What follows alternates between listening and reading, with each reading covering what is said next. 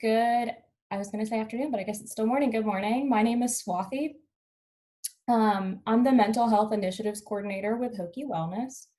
Um, and today we're gonna be talking about self-care. And if anyone else joins us, hopefully y'all can be patient with me while I admit them. Some general housekeeping stuff. Most of this workshop really relies on dialogue. So if folks are comfortable doing so, I'll invite you to unmute yourself when you feel like sharing something, or you're welcome to type in the chat, but it's definitely a lot more engaging when people feel comfortable talking. I will ask you to have your camera on, but again, if you don't feel comfortable doing that, that's okay too. Do whatever you need to do to take care of yourself. And I think that's just kind of our general housekeeping stuff.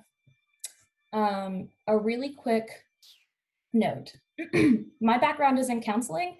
This workshop has a lot of counseling theory and mental health best practices in it, but it's not like a substitute for any sort of therapeutic service or counseling services. It's just supposed to provide some really foundational knowledge about coping skills and self-care.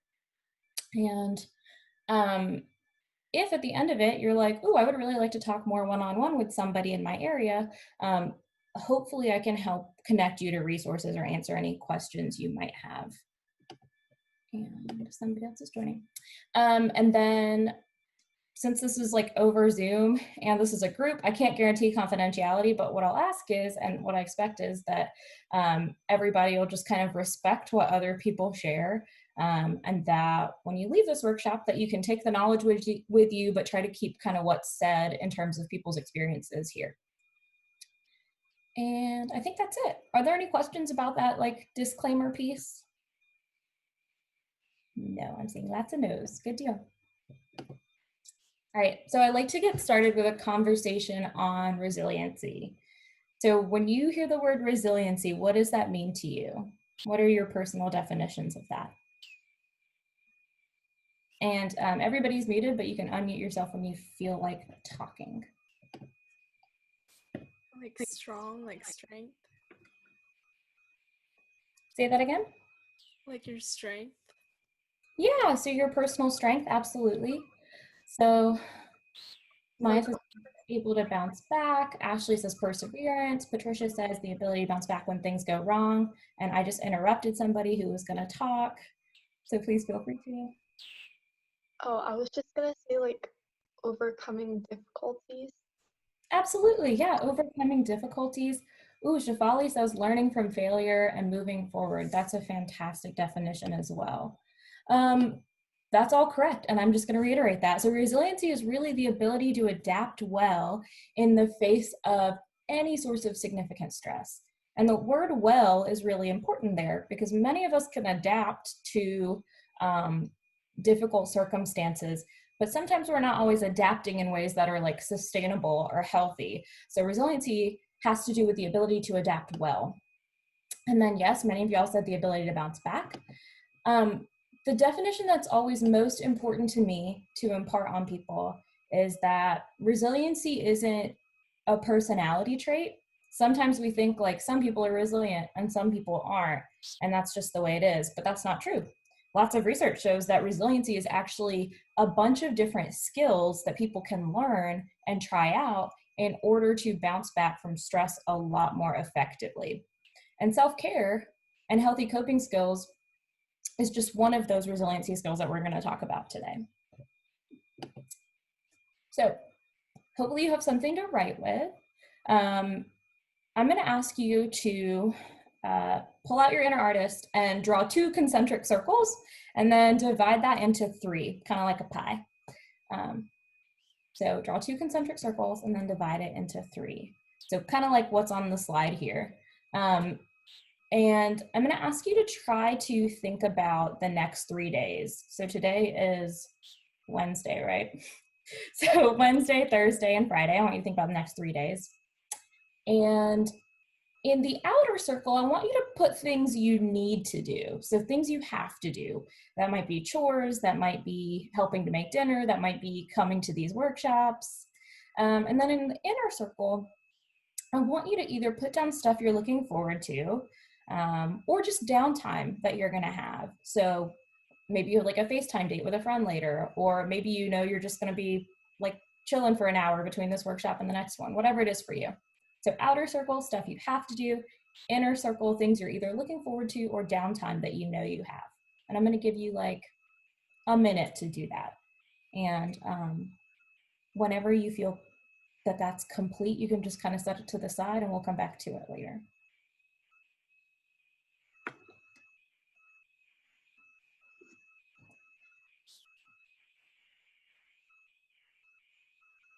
Are we including today or doing the next 3 days after today?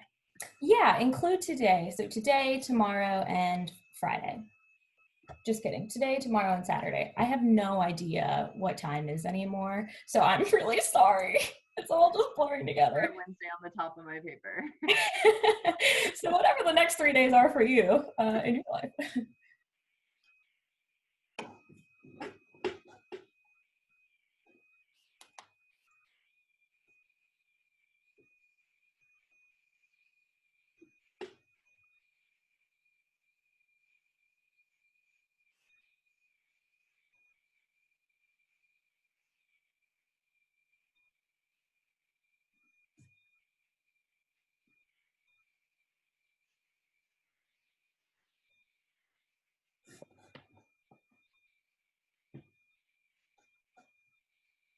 So take about 30-ish more seconds to do that.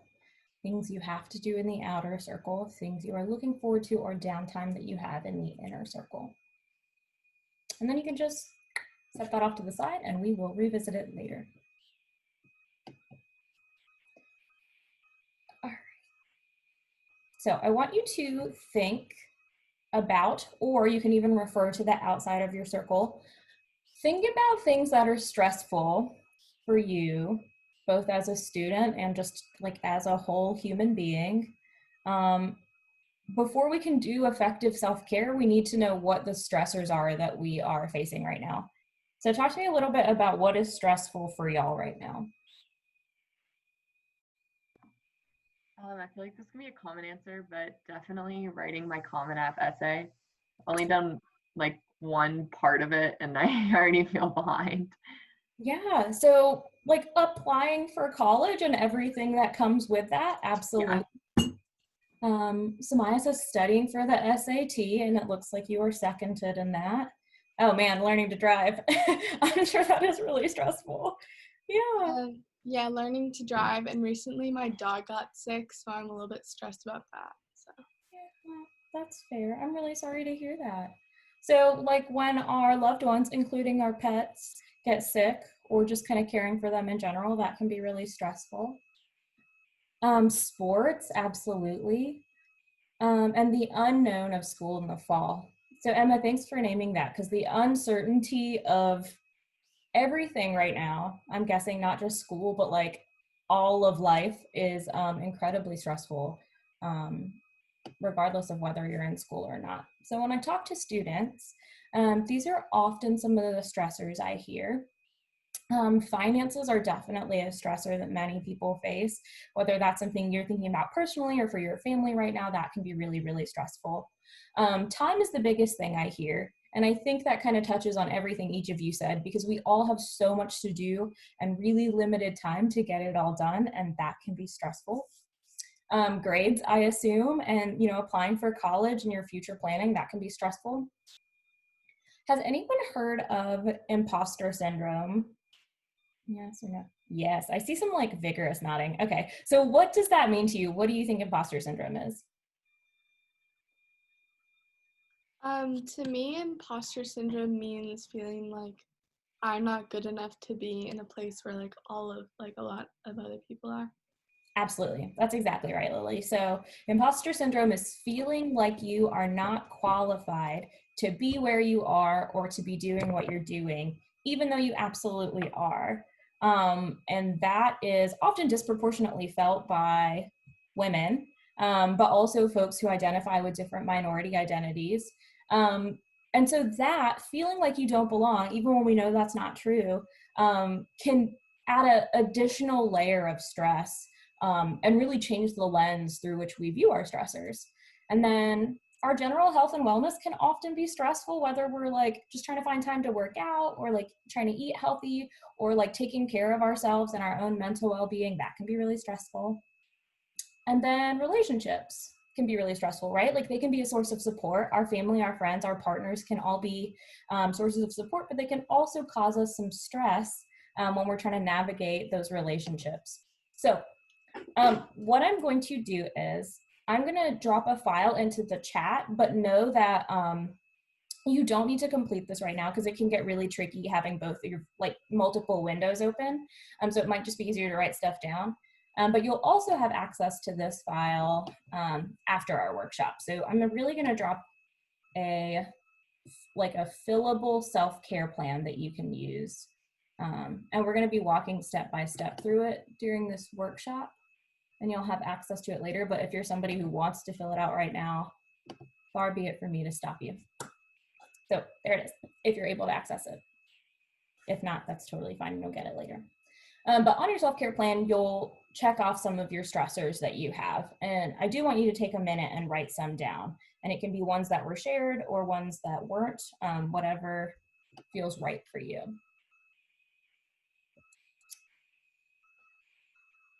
And I do want to talk about the difference between good stress and negative stress. So most of the time when we talk about stress, we're often talking about negative stress, right? So we're usually talking about our states of distress. And I want to talk about the differences between the two. So positive stress is called eustress, and negative stress is called distress. And positive stress are the stressors that help kind of motivate us and get us activated in a positive way. So for example, if you're somebody who has a great relationship with having deadlines or time limits, that might be a positive stress for you because it gets you motivated to actually study or to complete a task in a kind of organized way, right?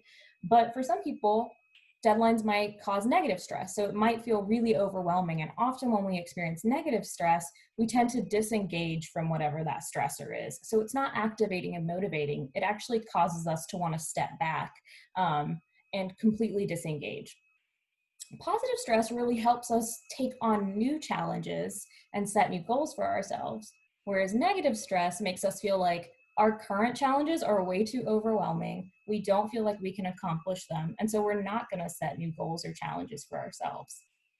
And then lastly, the most important difference, I think, between good stress and bad stress is that good stress has to be short-term. It has to be.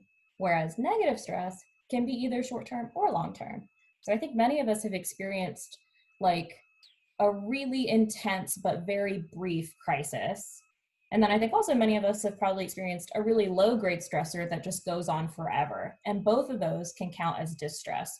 The thing is, though, when distress goes unaddressed, it can end up kind of showing up in our body in different ways. So it can ultimately end up impacting our physical health. So what I'm going to do is I'm going to go through a couple different scenarios. And I want you to consider, for you, would you consider these good stress or bad stress? And since this is kind of multiple people all responding at once, I'll just ask you to type in the chat what it is for you. So the key is, which is very difficult, don't worry about what anyone else is putting. Just kind of focus on how you interpret this stressor. All right, so if you were to start a new job or internship, would that be good stress for you or negative stress for you? So Emma says good. I'm seeing lots of good stress. All right. So some distress for some folks. What about projects with deadlines? Do folks see that as all caps, distress? So I'm seeing a lot of distress in here. Valid. What about budgeting or managing money? Do folks see that as good stress where they feel really activated to engage with that, or negative stress where we don't want to engage with that? So that one's a really mixed bag. What about planning an event? So if you've ever had to plan an event for like a club or something you're a part of.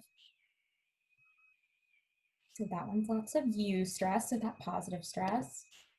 What about spending the holidays with your family? Everyone has a different relationship with their family, so that's really important to name.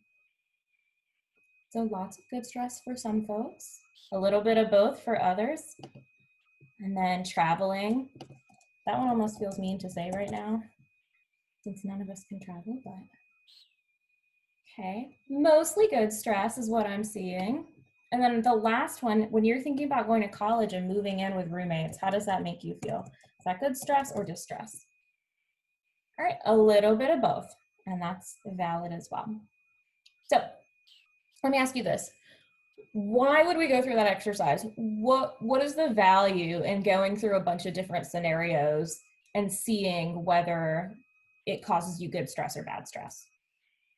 What do y'all think? And we can go back to talking if we're comfortable doing that. So Bhavya says, everyone has different emotions. Absolutely. Why else? Also, we go through different scenarios and kind of gauge what our stress is with that. See how different people handle different situations. Like how Yeah. that affects their mental. Yeah, that's exactly right, Sophie. So each one of us experiences stressors differently. And I think often objectively we know that, but sometimes when we're in the middle of a stressor, we get even more stressed because we feel like we should be responding the way other people respond, right? So sometimes our perceptions of how we should be experiencing a stressor can actually like heighten our stress levels. And then Shritha says that to show that in happy times, it's still okay to feel a little stressed. That's important too, right? So the context of all of these is really important. And even when something is causing you positive stress, it's okay if we experience some complex emotions around that. The third piece of this is, it's really important to know what causes you stress because we can't just do self-care after something stressful. Believe it or not, in order for self-care to be really effective, we have to do it proactively too. So if we know different scenarios that cause us stress, we can actually try to pull in our support systems or use different coping skills ahead of time to reduce our stress levels before we even have to meet that stressor. Sorry, Sophia said that she got kicked out and she's trying to rejoin. So I'm not sure if maybe you have to approve. Thank you, Sophie. Yeah, no problem. Just hanging out in the waiting room and I didn't even see her. All right. All right, so take a minute and kind of just do a body scan. So like drop your awareness into your body and think about when you are stressed, where does that show up for you in your body? Where do you notice stress in your body? And take a minute and write some of that down. And then we'll share. So think about when you're stressed, where do you notice that in your body?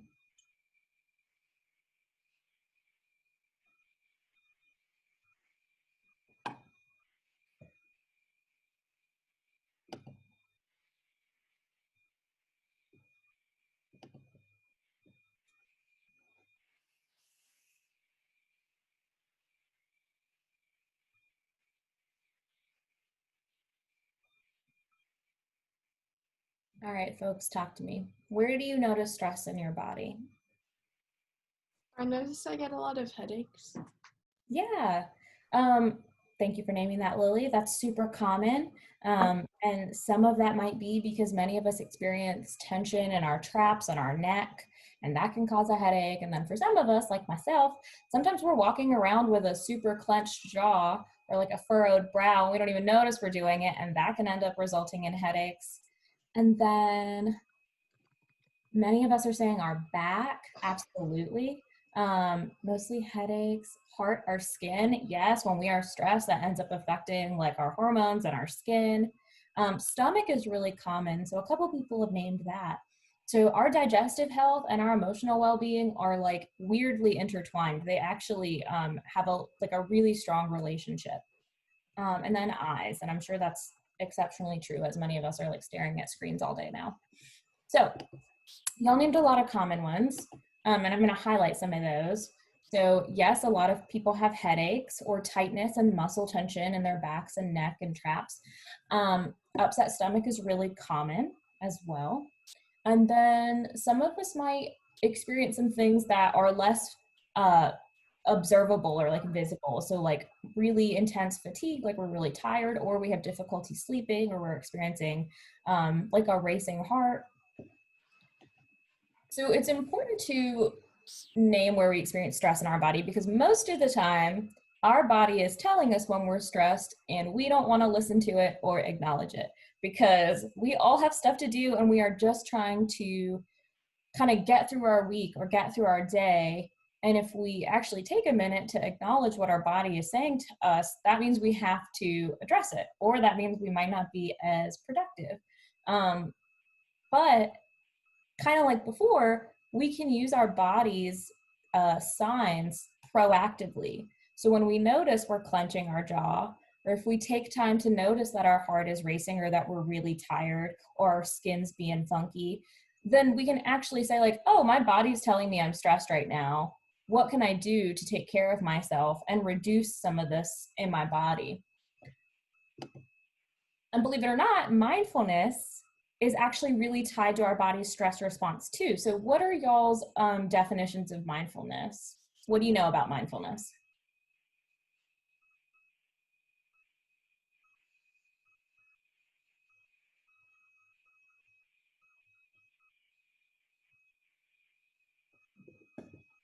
Has anyone done mindfulness before? So Shritha says, being aware of your mind and your thoughts. Absolutely. Amelia has done it before. That's awesome. So I'm seeing a lot of awareness and being present. And that is absolutely correct. Those are the main features of mindfulness. So mindfulness is literally just a practice that brings your awareness to the present moment. And that can be being present in your body, that can be being present in your thoughts, or that could be being present in your surroundings, like in your environment. The really beneficial thing about mindfulness is that what it can do is it can help us be aware of those things without judging ourselves and without getting totally lost in our thoughts. So sometimes when we focus on how we're thinking or feeling, sometimes it's really easy for us to just kind of fall into the deep end and get totally taken away by our emotions and our thoughts. But mindfulness is really cool because often we are kind of thinking of our thoughts like a river, right? And we're able to observe our thoughts without falling into the river or without getting totally lost in it and judging ourselves. And I don't know about y'all, but a lot of times our inner monologues are really, really critical. So sometimes we're really judgmental of ourselves, and mindfulness can help us curb some of that, because what it does is it helps us kind of sit on the bank of the river and watch this stuff. And sometimes we're going to fall into the river. That's like inevitable, and that's okay. Mindfulness is just the act of getting us to kind of step back on the river. So continuously getting ourselves back on that bank so that we're not kind of drowning in our thoughts and our feelings. And mindfulness is effective because it directly acts on our body's stress response.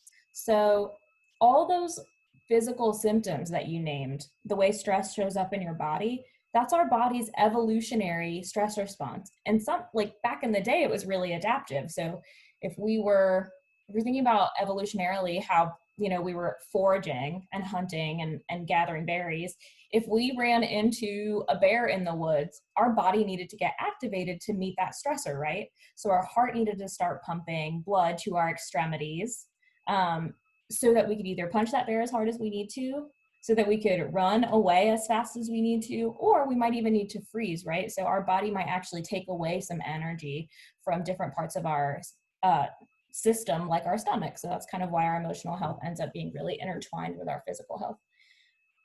All that to say, mindfulness is cool because you actually can have autonomy over your body's stress response. So most of the time when we're stressed, it feels like a lot of things are out of our control, including our body's response. But your breath is interesting because it's both voluntary and involuntary. So while it may seem like it's not really within your control, mindfulness can help you regulate your breath. And when you do that, you end up slowing your heart rate, you end up calming your body down. And often when we calm our body, we're able to calm our thoughts. So mindfulness can be really empowering. And in fact, we're gonna try it out. I'm gonna give some disclaimers before we do that though. So we're gonna do an exercise called progressive muscle relaxation. And it's gonna take us about 6 minutes. It sounds like many of y'all have done mindfulness before, but I still think it's important to name some things. The first one being that mindfulness for some people can feel really overwhelming, and that's okay. Many of us are not used to or comfortable dropping our awareness fully into our body because that can feel really overwhelming. And if at any point you start to feel overwhelmed, a cool technique we can do is just kind of open your eyes and look around the room and pick an object and try to describe it silently to yourself. And that can kind of help you feel a little bit more grounded in the room. And if you feel comfortable rejoining us, cool. If you don't feel comfortable, that's okay too. And the second little disclaimer I'm going to give is that we all have different bodies and we all have different relationships to our bodies. So if at any point in this video, the person who's giving the instructions, if you feel like you are not able to do the thing they're asking you to do, or that it doesn't feel good to you, then you can just skip it and adapt where you need to. So I'm going to ask you to kind of just honor wherever your body is today and adapt as you need to. And then the third piece of the disclaimer is the person in the video is going to tell you to lay down and get really relaxed. And I'm going to tell you not to do that because you will definitely fall asleep. Instead, I'm going to ask you to, if you're able to do so and it feels good for you, take a nice meditative stance. And the way to do that is to, here's your chair. Take your sit bones, aka your tush, and scoot it towards the end of your seat so that you're kind of having to sit a little bit taller. And what this will do is it'll be supportive, but still help you stay alert. And when you move your sit bones to the edge of your seat, it can be helpful to have your feet planted on the ground if you're able to do so. And then a nice way to make sure we're tall but not stiff is to take a nice deep inhale and find some length in our back. And then as you exhale, allow those shoulders to drop so that we are relaxed but alert. All right. So you've heard my voice enough, so I'm gonna let us listen to this progressive muscle relaxation together.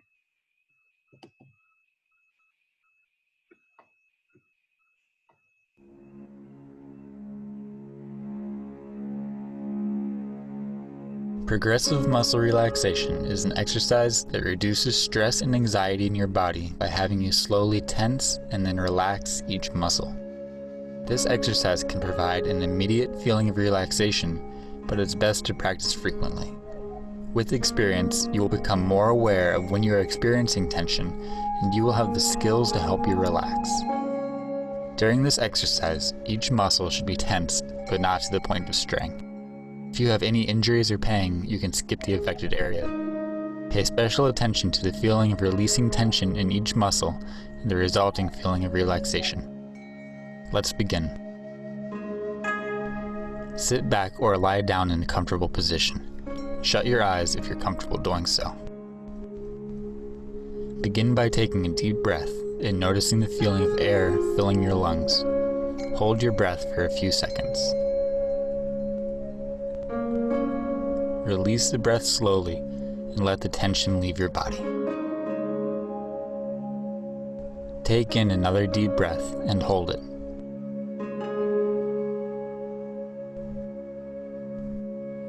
Again, slowly release the air.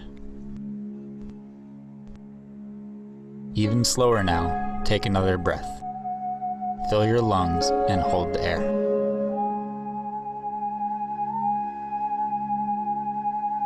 Slowly release the breath and imagine the feeling of tension leaving your body. Continue breathing slowly throughout this exercise. Try to focus on the feeling of air filling and leaving your lungs. It will be normal for your mind to wander. When it does, do your best to bring it back to the moment. Now, move your attention to your feet. Begin to tense your feet by curling your toes in the arch of your foot. Hold on to the tension and notice what it feels like. Release the tension in your foot. Notice the new feeling of relaxation. Next, begin to focus on your lower leg. Tense the muscles in your calves. Hold them tightly and pay attention to the feeling of tension. Release the tension from your lower legs. Again, notice the feeling of relaxation. Remember to continue taking deep breaths. Next, tense the muscles of your upper leg and pelvis. You can do this by tightly squeezing your thighs together. Make sure you feel tenseness without going to the point of strength. and release. Feel the tension leave your muscles. Begin to tense your stomach and chest. You can do this by sucking your stomach in. Squeeze harder and hold the tension.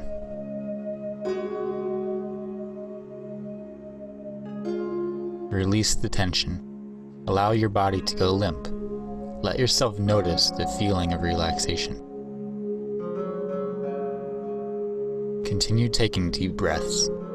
Breathe in slowly, noticing the air fill your lungs, and hold it. Release the air slowly. Feel it leaving your lungs.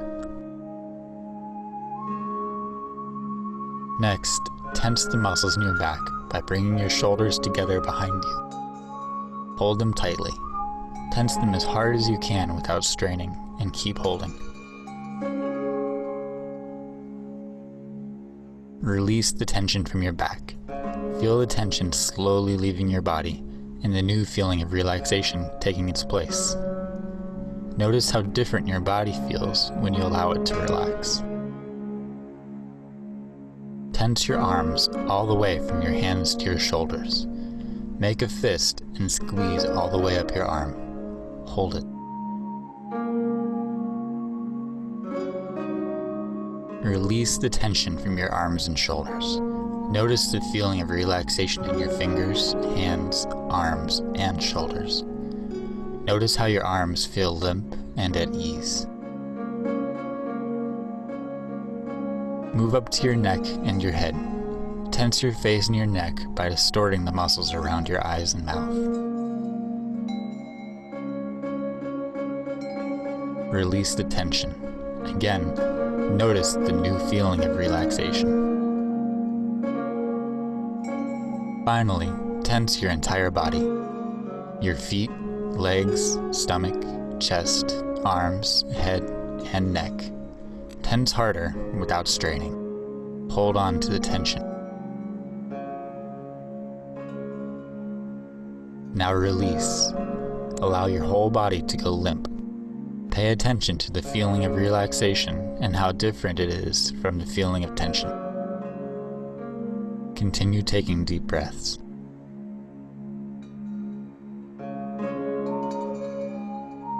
Begin to wake your body up by slowly moving your muscles. Adjust your arms and legs. Stretch your muscles and open your eyes when you're ready. You've completed the progressive muscle relaxation exercise. If it feels good to you, I'll invite you to bring those arms above your head and take a nice deep stretch.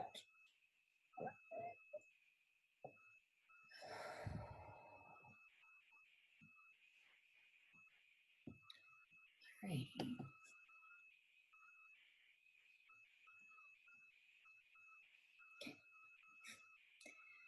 So talk to me a little bit about how you feel. And when I ask how you feel, I mean, what do you notice going on in your thoughts? And then what did you notice in your body?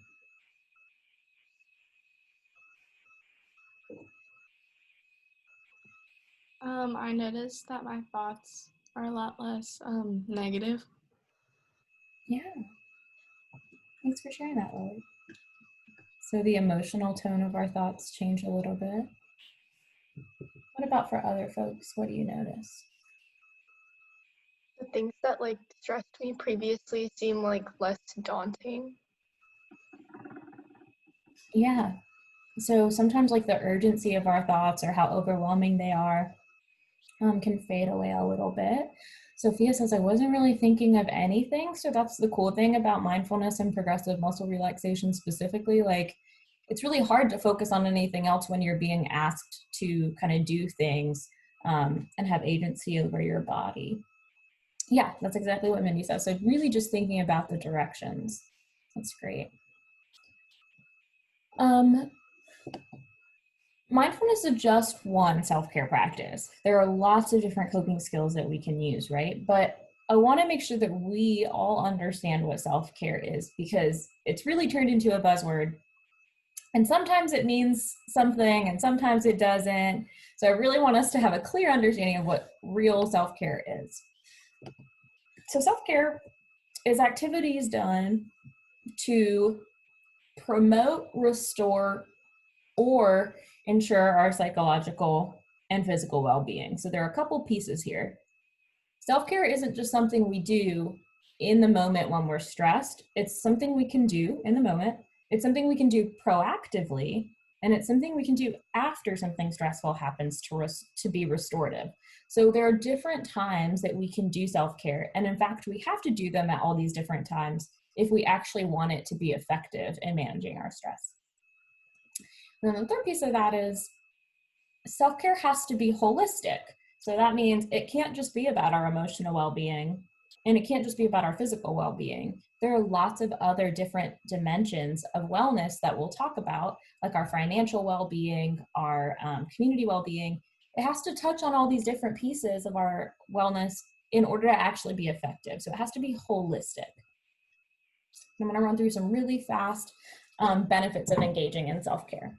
So some research has actually shown that when we manage our stress, we are less likely to burn out. So y'all are really early in your school careers and your actual careers. And it's really important that you're taking care of yourselves really early on so that you're able to still maintain that investment and motivation as you move forward, like into college and then into your like career lives. And then nutritional wellness, so what we eat and our relationship with food has been shown to actually like literally reduce symptoms of test anxiety. So that's something that has been measured, that folks have report less test anxiety and experience less symptoms of test anxiety dependent on their relationship with food. And then we know that when we're stressed, it's not just about us, right? Like when we're stressed, that impacts our friends, our family, our partners. So it makes sense that when we take care of ourselves and engage in healthy coping skills, we actually reduce the level of conflict that we have with other people. So it reduces that interpersonal conflict. And then lastly, I like to have us experience mindfulness because mindfulness has decades and decades of research behind it. And you don't need anything to engage in mindfulness. Like you don't need like a great workout outfit or like really expensive food. Like you always have your breath available to you. And mindfulness actually has been shown to have really measurable effects. So in this study specifically, it was shown to increase our attention, increase our working memory capacity, and also increase standardized test scores, which is important because I know y'all are all prepping for the SAT or ACT. So engaging in mindfulness has all these measurable academic outcomes too. Now let me ask you this, and I want us to do this in a non-judgmental way. So I don't want you to worry about whether it's healthy or unhealthy or good or bad. What are you currently doing to take care of yourself and reduce your stress? So when you're stressed out, what are you currently doing to make yourself feel good? I like to go for runs. Yeah, That's so like getting what some of helps that me. energy out. Yeah, going on a run. Couple folks are saying sleeping. Yes, absolutely. Food is definitely a very common coping skill. Yeah, Sophia likes to talk about it. So some folks need to like kind of process verbally, like me, and some people like need their alone time and need to hermit for a minute and be away from other people, and that's okay too. Lily says listening to music, absolutely. So those are all super common coping skills. Writing is an important one. Thank you for saying that, Patricia. So our coping skills can run the gamut, and what I want you to do is write down some of the ones that you personally do. And while you're doing that, I'm going to go over some that are really common. Working out is one, kind of like Sophie said. Nobody mentioned this, but like Netflix or Hulu or like streaming stuff on YouTube, just like taking in media can often be a coping skill that many people use. Many of y'all named some expressive arts. So whether it's listening to music, making music, journaling, painting, drawing, whatever that is for you. Nobody said this, but online shopping has become a huge coping skill that people have been doing.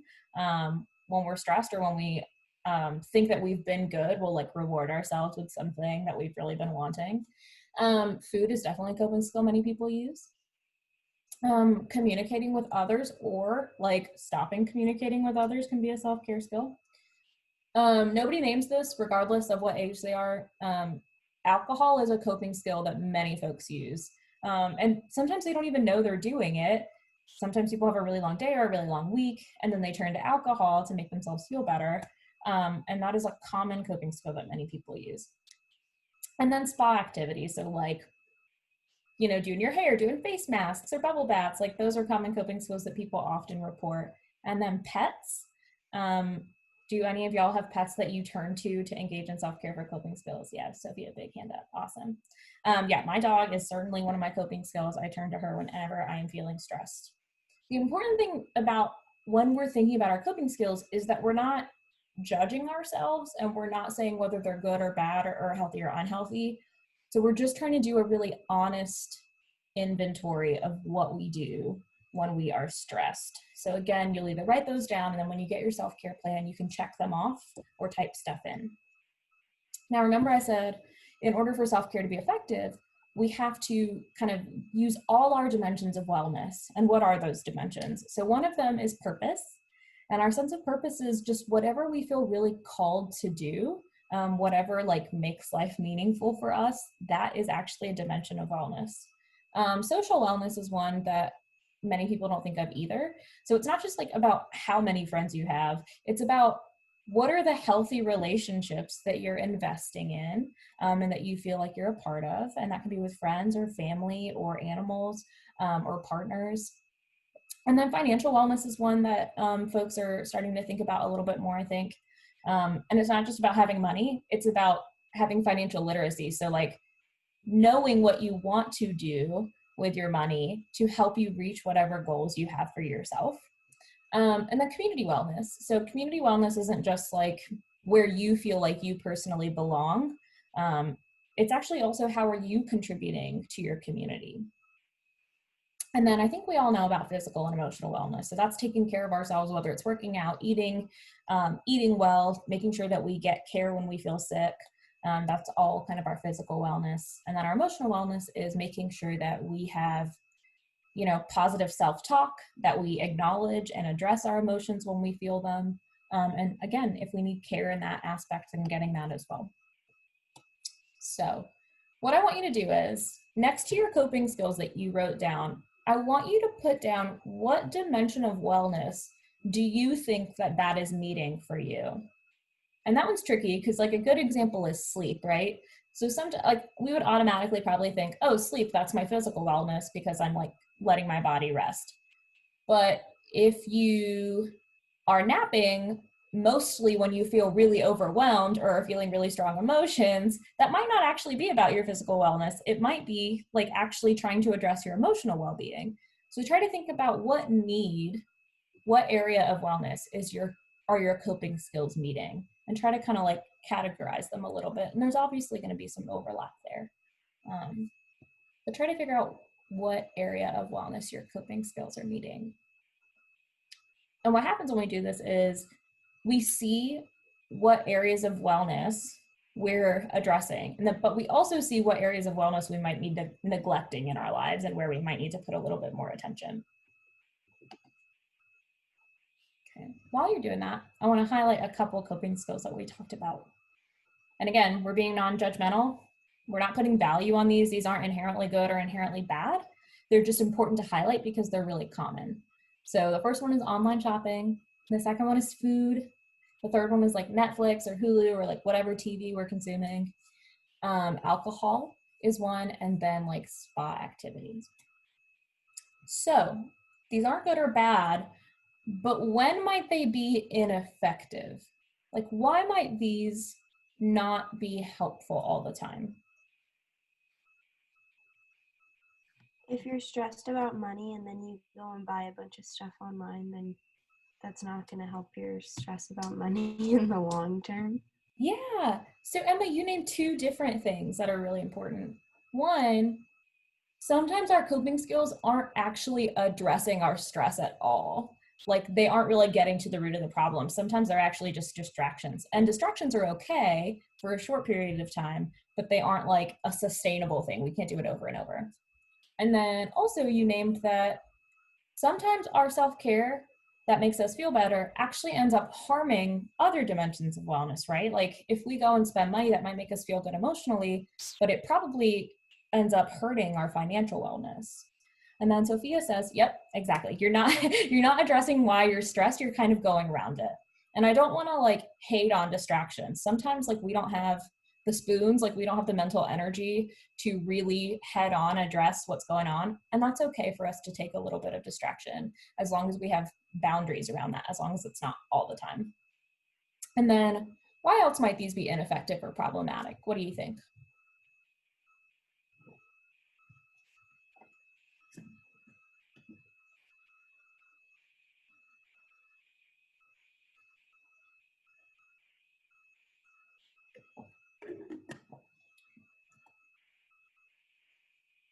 So what might be ineffective or problematic about these specific coping skills? So they can feed into your stressors, absolutely. What else? Well, sometimes if I'm like really stressed about a project at school, I come home and I like don't have the energy to deal with it, but then I like go get ice cream and watch TV or something for a little bit. And then I'm like, oh my gosh, I just wasted 2 hours watching Netflix. And now I'm even more stressed about my school that I have to do. So Yeah, in the long run, they might end up actually like increasing your stress levels. So it's actually super counterproductive sometimes. Yeah, and so he says you might even create a new stressor you didn't even start with. The other piece about these and why they are commonly people's go-to coping skills is because y'all, these feel really good in the moment, right? Like buying something for yourself feels really good in the moment, or like, you know, putting a face mask on feels really good in the moment, or watching Netflix like might help you feel really good in the moment.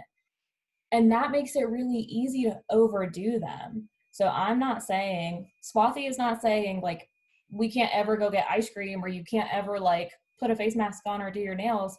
I'm saying these can't be your only go-to coping skill because it's really easy to overindulge in them. And when you overindulge in them, all the things that kind of Emma has said happen. So they end up really negatively impacting you. So this is where we ask ourselves, are our current coping skills genuinely effective self-care, or are they leaning a little bit more towards this kind of treat yourself mentality? And how do you know? Well, I'm going to tell you. You're going to ask yourself a set of questions about your current coping skills. So the first one is it more than a reward? So when you think about your coping skill, whether it's like having a really yummy meal or getting ice cream or getting something for yourself or putting a face mask on, is it something you feel like you have to earn? Because none of us have to earn self-care. We all deserve to take care of ourselves. We don't have to study for hours and hours and hours and hours before we're allowed to take a nap. We don't have to work out X number of times before we're allowed to have a food that we like. Self-care isn't a reward. It's not a treat. It's something that we can do all the time to care for ourselves. So ask yourself, are you using your coping skill like a reward? And the second one is it sustainable? And does it have a long-term positive effect? So not just does it feel good in the moment, but does it feel good for a significant amount of time? And can you do it over and over again and it feels just as good every time? The third one is, does it contribute to your overall wellness? So again, thinking holistically, is this something that actually meets a couple different dimensions of wellness? Or do you end up harming some other dimensions of your wellness when you do your coping skill? And then the third one out of 5 is, are you really present? So I am notorious for like going on a walk or going on a run, but I'm not really present in those things. My brain is thinking of all the things I have to do when I get back, or all the emails I didn't answer, or like somebody I forgot to call or text. So asking yourself, like, are you truly present in what you're doing? Because I would argue, with like a big disclaimer, that almost anything could be self-care if you're truly, truly present in what you're doing. If you're really tapping into your physical sensations, if you're really tapping into the emotions it causes you to have. Because often when we're really present, we don't overindulge. We're just really savoring what is present for us in that moment. And the last one that I think is super important nowadays that many of us can't connect like socially in real life, that many of us have to do things virtually. I want you to ask yourself, are you really doing it for you? Or are you doing it to put like on Instagram? So ask yourself, can you bake like a super cool cake, or can you do yoga without having to post about it or tell anyone about it? So if you didn't tell anyone about it, would it still feel good? Would it still relieve your stress or make you feel emotionally fulfilled? Because if not, then we might not be doing it for the right reasons. It might not actually be effective. It might just be, validating. We might just be seeking external validation, which isn't really a sustainable thing, right? It doesn't really get to the root of what we're lacking or what we feel like we need. So those are the questions you can ask yourself about your coping skills. And if you're saying no to any of these questions, that's okay. I want you to think about what you can do, how you can adapt to actually make your current self-care practices more effective. Now, let me ask you this. If self-care, effective, genuine self-care, were easy, we'd all be out here like taking care of ourselves super well all the time, but we're not.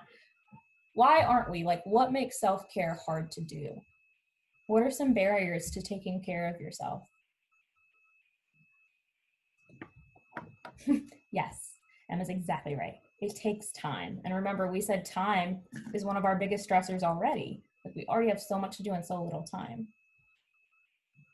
And energy also, absolutely. What else?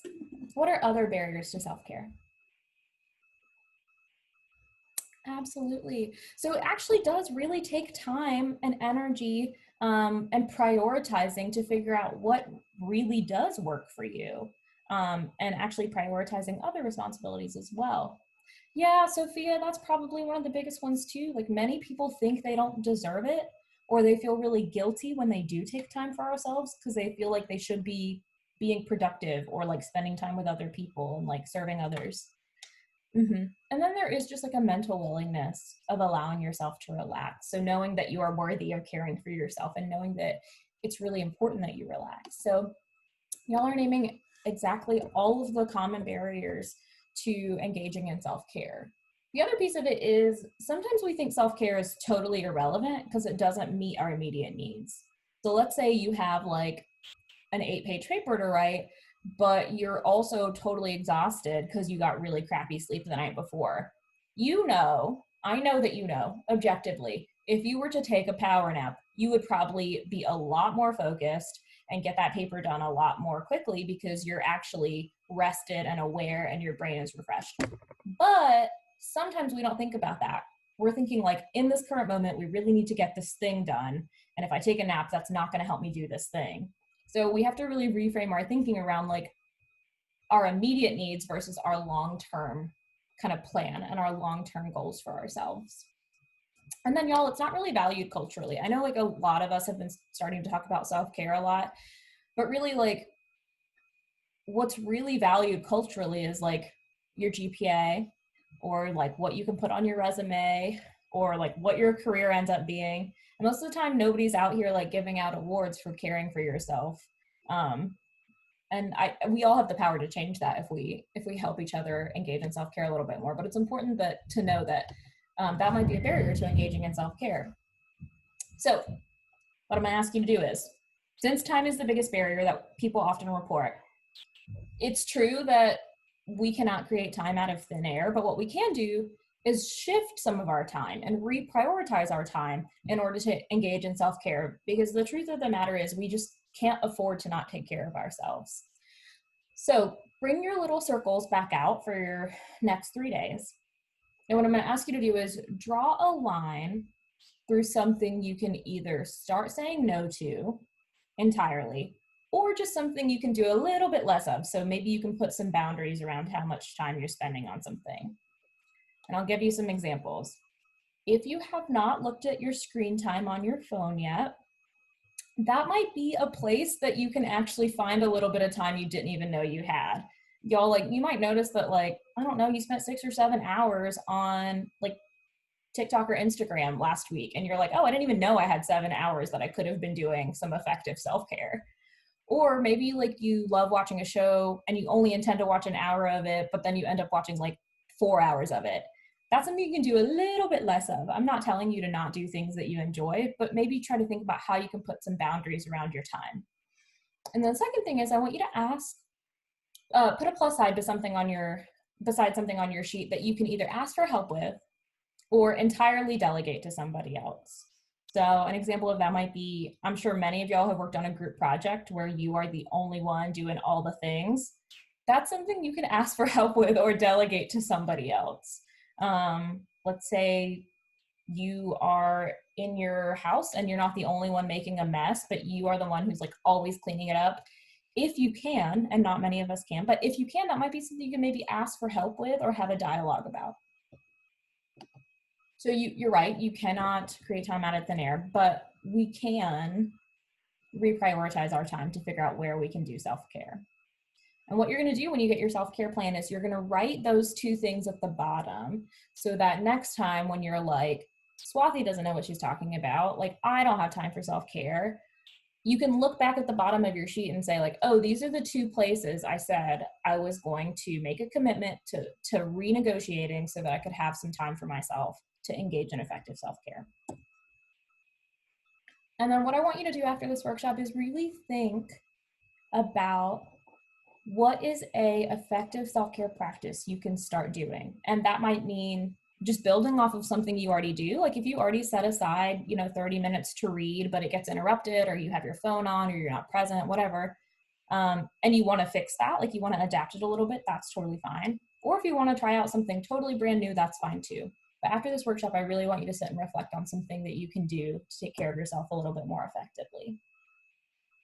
And then I'm going to leave you with some strategies.